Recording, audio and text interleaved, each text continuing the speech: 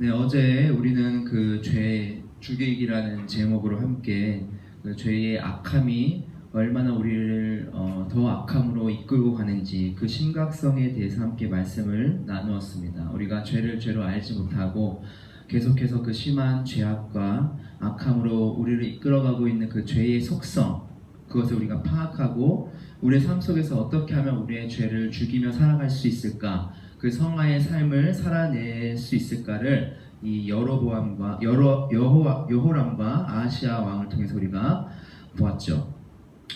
오늘은 그 바로 뒤를 이은 그 본문인데, 이 본문에는 이스라엘의 가장 악한 왕이라고 하는 그 아합 왕의 가문을 심판하는 내용이 이제 시작이 됩니다. 그래서 엘리사 선지자가 선지자의 그 제자 하나를 불러옵니다. 그 선지자 제자니까 선지자 후보생이겠죠. 그리고 그에게 명령을 내립니다. 너는 가서 기름병을 들고 가라. 그리고 가면 여호사밧의 아들 예후라는 사람을 네가 찾아라. 그리고 그를 찾아서 그가 형제들과 같이 있을 텐데 그를 일어나게 해서 골방으로 데리고 가서 그의 머리에 기름을 부어라. 그리고 하나님 여호와께서 말씀하시기를 너를 이스라엘의 왕으로 삼겠다. 그렇게 말하고 나서 문을 열고 지체하지 말고 그 길로 바로 도망을 가라. 그러니까 이런 명령을 이 선지자 후보생에게 내립니다. 이 명령을 받은 이름도 기록되어 있지 않은 이 선지자 후보생이 이 명령을 그대로 행합니다. 성경을 보면 토시 하나 틀리지 않고 이 엘리사 선지자가 그 말했던 그대로 그 예후를 만나고 그리고 그를 집으로 데리고 들어가서 그리고 그에게 기름을 붓고 하나님의 말씀을 전하고 그리고 문을 열고 도망했다. 요것까지 똑같이 행동을 합니다. 엘리사 선지가 그거 말한 다음에 너희가 말한 다음에 도망가라고 했던 그것까지 완벽하게 말씀 그대로 행하죠. 여러분들께서 만약에 이 선지자 후보생이라면은 어떠시겠습니까?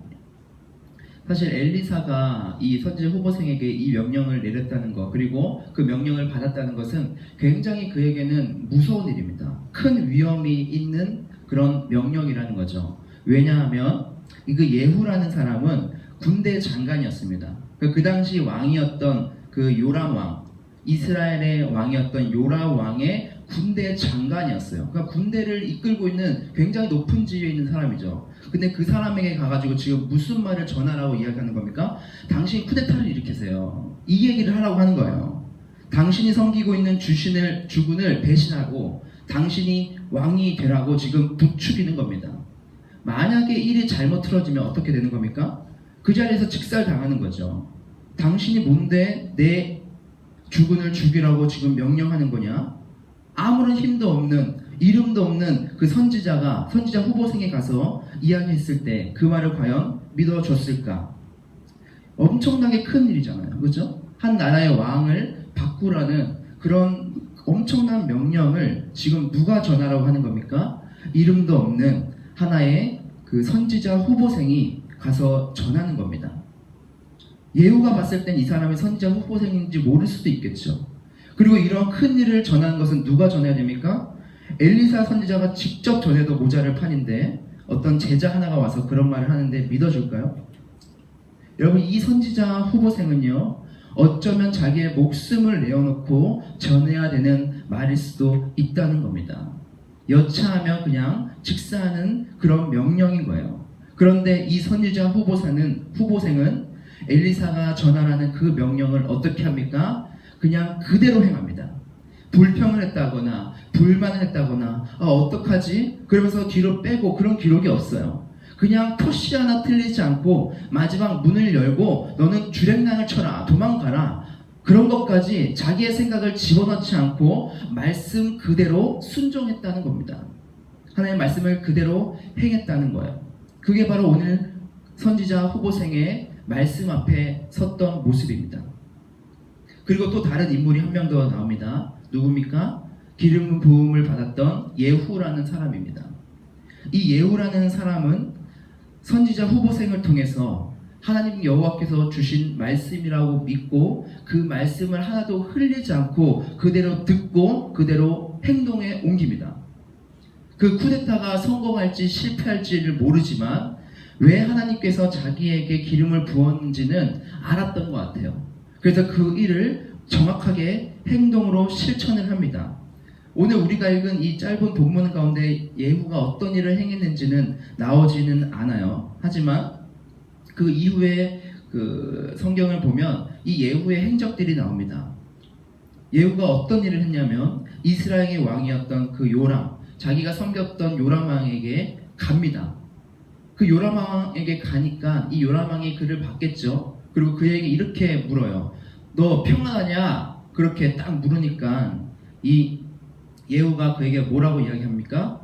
당신의 어머니 이세벨의 음행과 술수가 이렇게 많은데 어찌 평안할 수 있느냐? 그렇게 대꾸를 합니다. 그러니까 이 예후도 알았던 것 같아요. 이 아람 왕이 잘못된 길로 행하고 있었던 것을 알았던 것 같아요. 그러니까 그렇게 대꾸를 했겠죠. 그러니까 반역을 직감한 이 요람 왕이 그 자리에서 바로 도망을 갑니다. 그때 그 도망가는 그 예후 왕의 등을 향해서 이 예후가 화살을 힘껏 당겨서 쏩니다. 그리고 정확하게 요람의 연통을 깨뜨렸다고 기록되어 있어요. 그 자리에서 죽었겠죠. 그리고 그의 시체를 하나님께서 예언했던 것처럼 이전에 예언되어 있었던 말씀처럼 아합이 뺏었던 그 나봇의 포도원 밭에다가 그 시체를 갖다 버립니다. 그게 이미 예언되어 있었던 말씀들이었어요.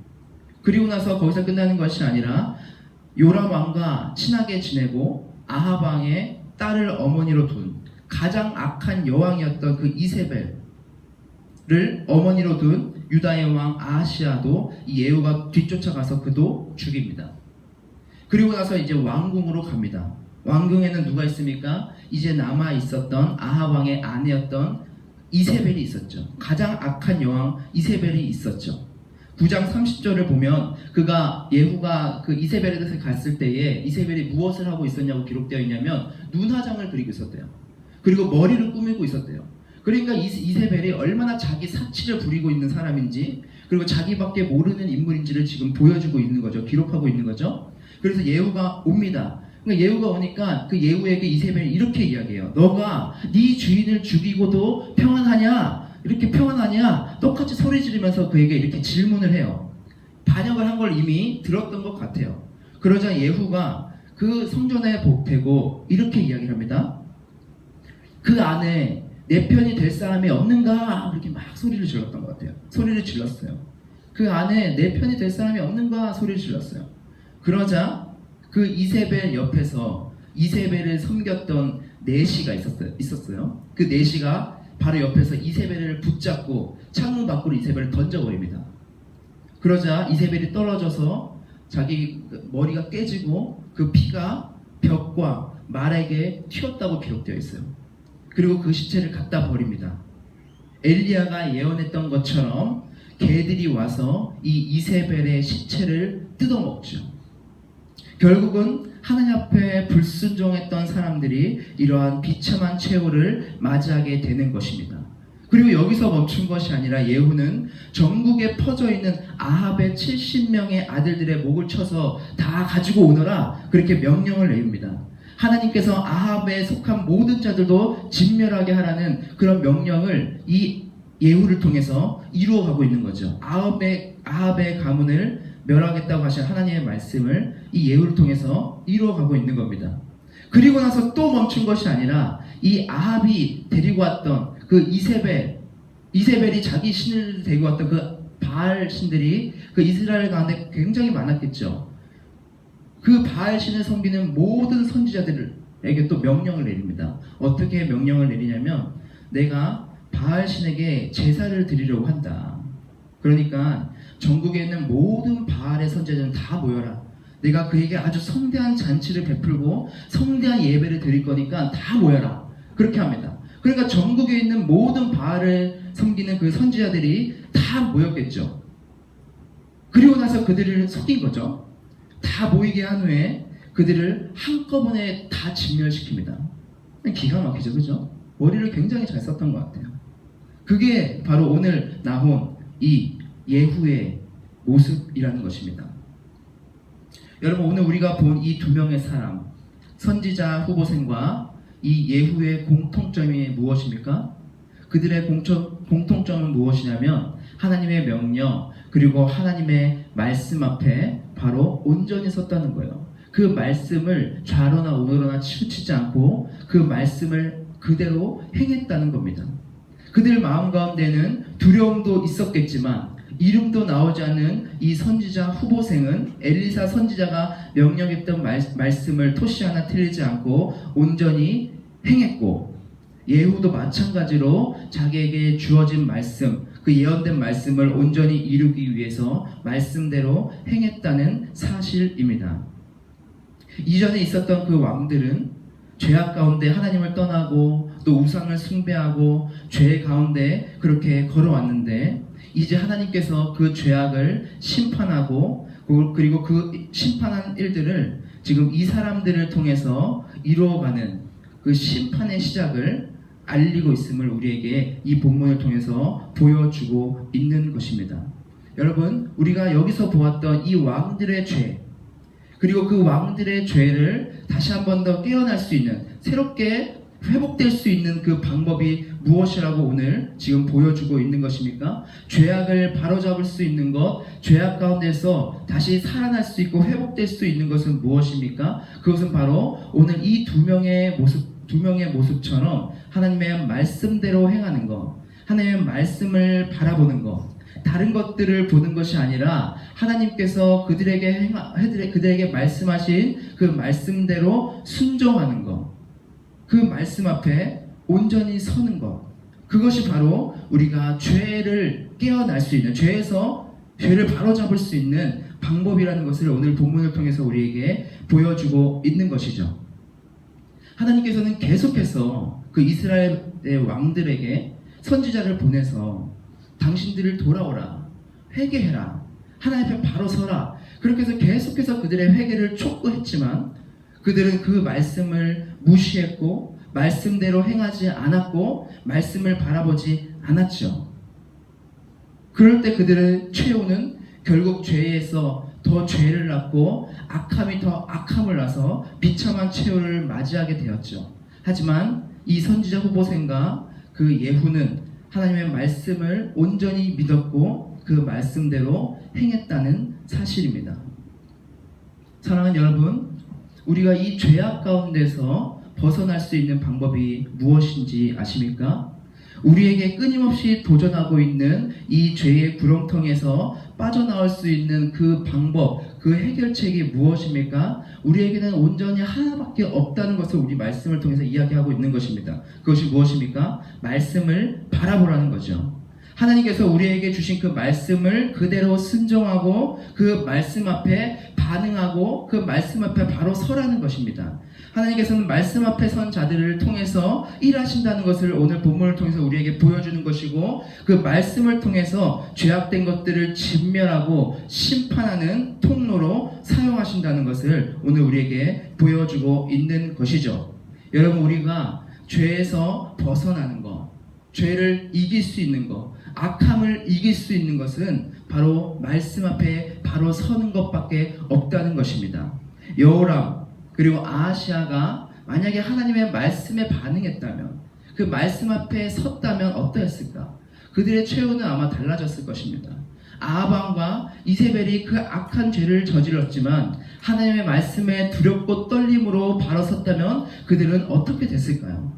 개에게 시체를 뜯겨먹는 그런 비참한 최후를 맞이하지 않았을 거라는 말입니다. 사랑하는 여러분, 이 말씀을 통해서 여러분들 우리를 한번 비춰보았으면 좋겠습니다. 우리는 과연 이 경고의 메시지 앞에서 자유할 수 있을까?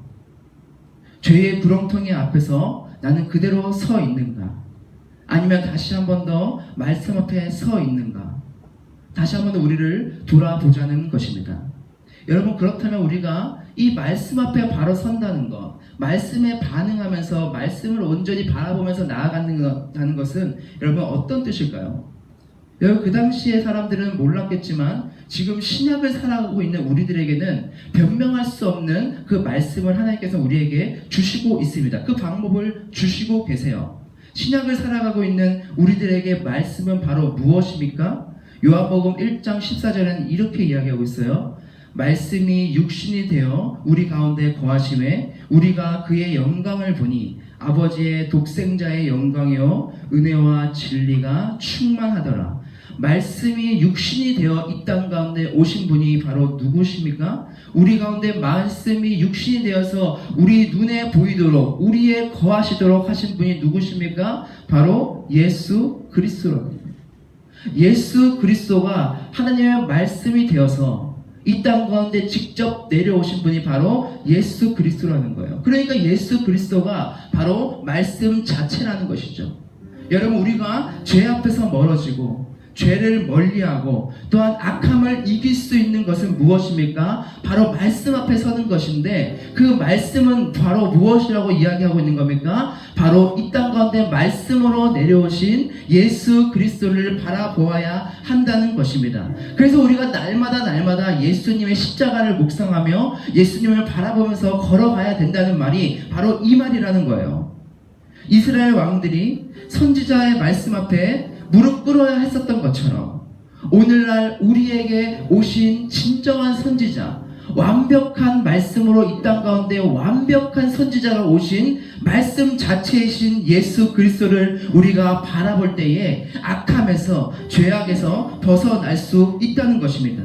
여러분, 그것이 바로 우리가 죄를 죽일 수 있는, 그리고 우리가 다시 살아날 수 있는 오직 유일한 길이라는 것입니다. 여호람과 아하시아 그 마음 가운데 양심이 없었을까요? 그들 마음에 울림이 없었을까요? 이스라엘과 유다의 왕들, 그 악함을 행했던 아합 왕과 이세벨의 마음 가운데 조그만 거리낌도 없었을까요? 모르겠습니다. 그런데 성경에 보면 아합 왕이 어떤 일을 했냐면 나봇의 포도원을 보고 탐심이 생겼어요. 그 탐심이 생겨서 그 포도원을 뺏고 싶었어요. 그런데 가니까 나봇이 자기의 유산이기 때문에 못 판다고 하는 거예요. 그러니까 이 왕이었던 아합 왕이 어떻게 했습니까? 그냥 군대를 보내서 그를 뺏을 수도 있었어요. 근데 그렇게 하지 않았습니다. 그의 마음가운데 일만의 양심이 있었던 것 같아요. 그래가지고 집에 가서 그냥 침대에 누워서 끙끙끙끙 앓고 있었어요. 그 모습을 보자 이세벨이 꾀를 내어서 나봇을 모함해서 죽이고 그 포도원을 아합 왕에 갖다 바칩니다. 이 모습을 봐도 아합 왕이 조금의 마음에 그런 마음이 있었던 것 같아요. 하지만 거기서 끝난 겁니다. 하나님의 말씀을 무시하고 선지자가 얘기했던 것들을 다 무시하고 거부하고 계속해서 그들의 마음에 들려오는 하나님의 말씀의 소리, 양심의 소리를 거부하고 죄로, 악으로 치달아갔다는 것이죠. 그들이 원했던 것, 그들이 바라보고 나아갔던 것은 무엇입니까? 바로 하나님의 말씀이 아니라 자신 안에 있는 욕망이요, 탐심이요, 성공이요, 권력이요, 명예요, 그것만을 바라보면서 나아갔다는 것입니다. 그것들이 그들의 눈을 가리게 했고, 죄가 죄인 줄도 모르고 악이 악함인 줄도 모르고 끝까지 그 악함의 길로 갔다가 비참한 채로 하나님의 심판을 받는 사람이 되었다는 것입니다. 사랑하는 여러분, 우리는 어떻게 해야 됩니까? 날마다 말씀 앞에 서야 되는 겁니다. 하나님의 말씀 앞에 선다는 것은 무엇입니까? 말씀이 육신이 되어 이 땅에 오신 예수 그리스도 앞에 선다는 것입니다. 우리에게 오셔서 자신을 내어주신 말씀 자체이신 예수 그리스도를 바라보라는 거예요. 나를 위해서 십자가에 달려서 대속의 은혜를 부어주신 그 예수님의 십자가를 날마다 붙들고 나아가야 된다는 것입니다. 그것이 바로 우리가 끊임없이 예배를 나오고 끊임없이 그분을 묵상해야 되는 이유인 거예요. 그게 바로 우리가 죄를 죽일 수 있는, 그 죄를 이기고 다시 살아날 수 있는 유일한 길이라는 것입니다. 총신대학교 김희석 교수님이라는 분이 이런 말씀하셨어요. 우리가 믿는 기독교는 어떻게 살라는 종교가 아닙니다. 우리가 믿는 기독교는 누구를 만났느냐에 대한 종교입니다. 그분을 만났을 때 왜, 어떻게 살아야 하는지를 알게 되는 것입니다. 그것이 바로 기독교입니다. 여러분, 우리가 내 죄를, 내 악함을 온전히 바로 살아내는 것을 할 수 있는 것은 어떻게 살라고 하는 것이 두 번째 문제인 거예요. 우리가 그것을 살아낼 수 있고 죄를 죽일 수 있고 온전한 성화의 삶을 살아낼 수 있는 것은 무엇입니까? 내 의와 내 노력과 내 어떠한 무엇보다도 가장 먼저 되어야 되는 것이 무엇이냐면 그 말씀이 되신 예수 그리스도를 바라보며 나아가는 것. 그 십자가를 바라보며 나아갈 때에 우리 안에 있는 죄악들이 끊어내지기 시작된다는 것입니다. 우리의 삶이 성화의 삶, 온전한 삶을 살아낼 수 있다는 것입니다. 그분을 우리가 매일같이 바라봐야 되는 이유, 그 십자가를 매일같이 붙들어야 되는 이유가 바로 이거라는 거예요. 다니엘 김 선교사님을 아실 겁니다. 그분의 철일이라는 책에 있어요. 그 책에 이러한 이야기가 나옵니다. 어떤 한 친구의 이야기를 소개하고 있어요. 어느 날 새벽 1시에 친구에게 전화가 왔답니다. 간절히 만나달라고 전화가 왔어요. 새벽 1시에 만나자니까 무슨 급한 일인가 하고 나가봤죠. 그러면서 그 친구가 하는 말이 내가 사랑에 빠졌다는 거예요. 그러니까 때려주고 싶었대요. 아니 사랑에 빠졌다고 지금 나를 새벽 1시에 불러대는 거야? 그러자 이 친구가 그 다음에 하는 말이 이거였어요. 실은 나 중독에 걸렸어. 그러니까 무슨 중독에 걸렸냐니까 포르노 중독에 걸렸다는 거예요. 그러니까 깜짝 놀랐대요. 갑자기 그 고백을 하니까. 근데 왜 이 고민을 이야기하냐? 내가 사랑하는 어떤 사람이 생겼대요. 사랑스럽고 귀하고 순결한 여인을 만났대요. 그런데 나같이 더럽고 음란한 것이 어떻게 그 여인에게 내가 당신을 사랑한다고 만나달라고 결혼해달라고 이야기를 할 수 있겠냐는 거예요. 그것이 너무 마음에 가책이 되어서 양심에 가책이 돼서 못 만나겠다는 거예요. 그리고 그게 자기를 너무 힘들게 한다는 거예요. 그러니까 그 친구에게 해줄 말도 없었고 그냥 기도하고 돌려보냈다고 합니다. 이 친구가 낙심하는 얼굴로 돌아갔죠. 그리고 그 다음날 이 친구가 어떤 자기가 존경하는 교수님에게도 찾아갔대요. 그리고 그 고민을 털어놓았대요. 그때 그 교수님이 이렇게 말씀하셨다고 합니다. 야, 너 그거 끊으려고 하지 마. 어차피 끊으려고 해도 안 돼. 내가 똑바로 살아야지, 열심히 살아야지 하는 만큼 거기에 결박돼 버려. 헤어나올 수 없어. 네 모든 관심과 생각은 다 거기 가 있을 거야. 그렇게 다짐해도 만약에 그렇게 해서 끊어져도 그것도 문제야. 왜냐면 첫 번째는 너가 하나님과의 관계에서 거래 관계가 시작될 거야. 내가 끊었으니까 하나님 이렇게 하셔야 됩니다. 은혜 주셔야 됩니다. 그러다가 고통과 어려움과 환난이 오면 10중 8구는 하나님 필요 없습니다. 여기까지 했는데 이게 뭡니까? 하고 교회를 떠나버린다는 거예요. 두 번째는 못 끊는 사람들을 정죄하기 시작한다는 겁니다. 내가 끊었는데 너는 왜 못 끊어? 나보다 못난 사람들 앞에서는 교만하고 나보다 잘난 사람들 앞에서는 열등감이 되어서 비교의식 속에서 살아가는 영원히 메발라버린 사람을 살아갈지도 모른다고 이야기하는 거예요. 그러자 그 교수님에게 그럼 어떻게 하면 됩니까? 라고 묻자 네가 사랑하는 그 사람에게 최대한 잘해줘. 그리고 최선을 다해서 사랑해봐. 그녀를 위해서 편지도 쓰고 돈도 모아서 선물도 사주고 기도도 열심히 하고 함께 교회도 나가고 노래도 만들어서 연주도 해주고 마음과 정성을 다해서 그 친구를 사랑해봐. 그렇게 이야기했답니다. 그래서 그로부터 이제 이 친구가 다시 만났대요. 그리고 좋은 만남을 가졌겠죠. 그리고 나서 물어봤답니다. 야, 너 그 중독 어떻게 됐어? 아, 그거 없어졌어. 깜짝 놀라서 물었대요. 어떻게 없어졌어? 몰라, 내가 그냥 그녀를 미치도록 사랑하니까 그 사랑하는 사이에 없어지더라 라고 이야기를 했다고 그 다니엘 김 선교사님의 책에 나와 있었습니다. 여러분, 우리가 복음은요, 죄를 억제하라고 말하지 않습니다. 억제한다고 우리의 죄가 끊어질 게 아니기 때문입니다. 만약에 우리의 죄를 우리가 끊어낼 수 있다면 예수님이 이 땅 가운데 오실 필요도 없었죠. 안 오셔도 됩니다. 왜요? 내가 할 수 있으니까. 우리가 끊어낼 수 있으니까. 근데 그분께서 이 땅 가운데 내려오셔서 죽은 이유가 무엇입니까? 우리가 그분을 바라봐야 되는 이유가 무엇입니까?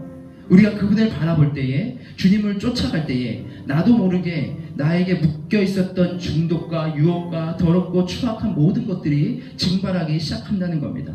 내가 주님을 사랑하고 열렬히 주님을 따라가고 열렬히 주님께 예배할 때에 어느 순간 내가 내 뒤를 잠깐 뒤돌아보면 알게 되는 겁니다. 아, 내가 이만큼 변화됐구나. 아, 내가 이만큼 성화되었구나. 그래서 복음은 이렇게 이야기하는 겁니다. 네가 아무리 노력해서 살지 못하는 인생을 다시 살아내준 그분을 바라봐라. 너의 죄를 지고 간 그 어린 양을 바라봐라. 그러면 너의 인생은 뒤집힐 수밖에 없다. 그분을 미치도록 사랑하면 내 앞에 있는 문제는 보이지 않을 것이다. 바라보는 것만으로도 해결되는 문제가 있을 것이다. 그래서 우리가 하나님께 찬양, 예수 그리스도께 찬양의 고백을 올려드린 겁니다. 무슨 찬양 올려드립니까? 예수로 나의 구주 삼고 성령과 피로서 거듭나니 세상과 나는 간 곳 없고 구속한 주만 보이도다. 이것이 나의 간증이요 이것이 나의 찬송일세. 나 사는 동안 끊임없이 구주를 찬송하리로다. 사랑하는 여러분, 우리가 죄에서 빠져나와서 살아갈 수 있는 유일한 방법, 바로 예수 그리스도를 바라보는 것, 그분께 나아가는 것입니다. 우리는 죄에서 빠져나오려고 아무리 안간힘을 써도 늘 실패하죠.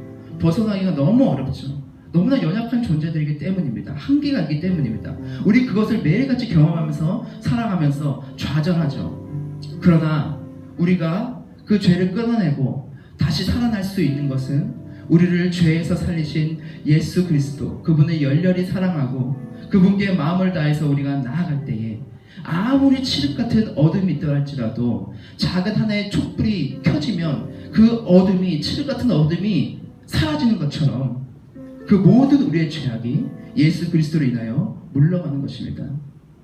말씀이신 그 예수 그리스도를 가까이 함으로 거룩함으로 하루하루 나아가는 여러분들이 되기를 주님의 이름으로 소망합니다. 우리 지금 함께 기도하며 나아가기를 원합니다. 우리 지금 함께 기도하실 때에 하나님 아버지, 내가 내 안에 있는 죄악들이 너무나 많이 있습니다. 나도 어찌할 수 없는 너무나 연약한 나입니다. 그러나 그것에 내가 좌절하고 있는 것이 아니라, 내가 그것에 눈을 두고 있는 것이 아니라, 내가 눈을 들어서 주님을 바라보게 하시고 나를 위해서 죽으신 예수 그리스도의 십자가를 바라보게 하여 주시옵소서. 그 십자가를 바라보며 나아갈 때에 내 안에 있는 죄악들이 끊어내고 다시 한번 내 영혼이 살아가는 놀라운 역사를 내가 경험할 줄 믿습니다. 날마다 나마다 그 십자가를 붙들고 가는 내가 되게 하여 주시옵소서. 우리 시간 그 주님을 바라보며 이 시간 기도하며 나아가길 원합니다. 함께 기도하며 나아가겠습니다. 아버지 하나님, 이 시간 주 앞에 기도하며 나아갑니다.